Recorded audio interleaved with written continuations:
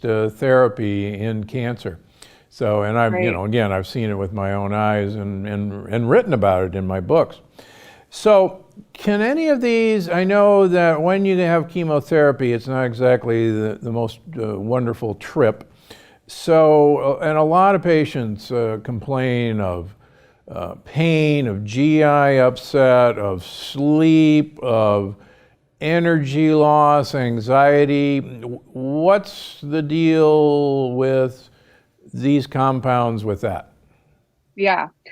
Well, the cannabis that my dad has been taking, and a lot of other cancer patients also take this. It's a very highly concentrated cannabis oil that comes in a little plastic syringe, and you eat these small droplets of this cannabis oil, tiny, tiny droplets the size of a grain of rice, and that can give you around 50 milligrams of THC and 50 milligrams of CBD if you have a 1-to-1 ratio product in one drop. So that's a very high dose. For people that don't know, about 10 milligrams of THC is considered a recreational dose that someone may, use to get high. So 50 milligrams is a really, really high amount. So you have to really start slowly with that kind of medical cannabis product. But what my dad has found with that, it has really, really taken away his nausea completely. He's barely ever had nausea, and it's 2.5 years in now. He's hardly had any nausea. His appetite came back as soon as he started taking this cannabis oil, which a lot of cancer patients, I'm sure they completely lose their appetite. They lose so much weight, and that really contributes to them feeling sicker and sicker as time goes on because they're not able to nourish themselves. So that was amazing. Right off the bat, he started to be able to eat full meals again and feel really well. And then he sleeps great because he takes a higher dose at night. He doesn't like to take a higher dose during the day because he still wants to get things done and not feel too, impaired by the THC. But at night, he's okay taking a little bit more, and he has slept well the entire time. So I think that has been the main thing that's helped ease his side effects from chemotherapy. And then I believe that the mushrooms are what's keeping his immune system strong, so he hasn't been weakened by the chemo. Gotcha. So your book is trying to remove the drug stigma of cannabis and mushrooms. Why is that important to you? Well, yeah, when I quit drinking and quit using all drugs back in 2007. So it's been, for me, I swore off cannabis and mushrooms back then and alcohol.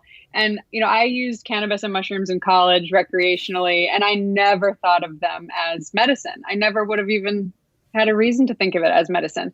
And so for me, that part is really important because my perception of all of this has completely changed throughout my research. And I've done so much research now into, the prohibition of cannabis and, the legalization of psychedelic mushrooms. And it has always been focused around patients. And I mean, of course, there's people that want to use it recreationally, but there has been so much focus throughout the years on, getting these plants to patients who really need to find relief. And I didn't realize that before. So it's really important to me to try to help to shift that perception to see how these can be medicinal for people, and that it's not just about getting high or going on a mushroom trip. It's so much more than that.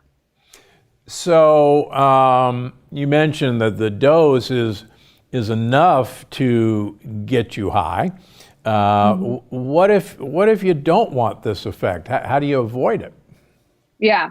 So if you're using these in the book, I do talk about a lot of different wellness topics and not just cancer. So for cancer patients specifically, if you do want to take the THC and use that medicinally and not feel the high, you're just going to want to work up really, really slowly, tiny, tiny, tiny amounts of THC.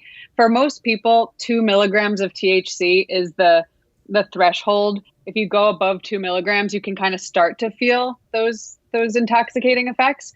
If you start a little bit lower and move up, every few days, a couple more milligrams, and just monitor how you're feeling, that can be a really helpful way. If you don't want to feel it at all, I would take a high CBD product with little to no THC in it, and that will, give you the medicinal effects of the CBD without having the THC. But they do work better together. So if you have a little bit of each in there, they boost each other up. So if you can tolerate a little bit of THC for the medicinal effects, that's great, but you don't have to, And if you're not using it for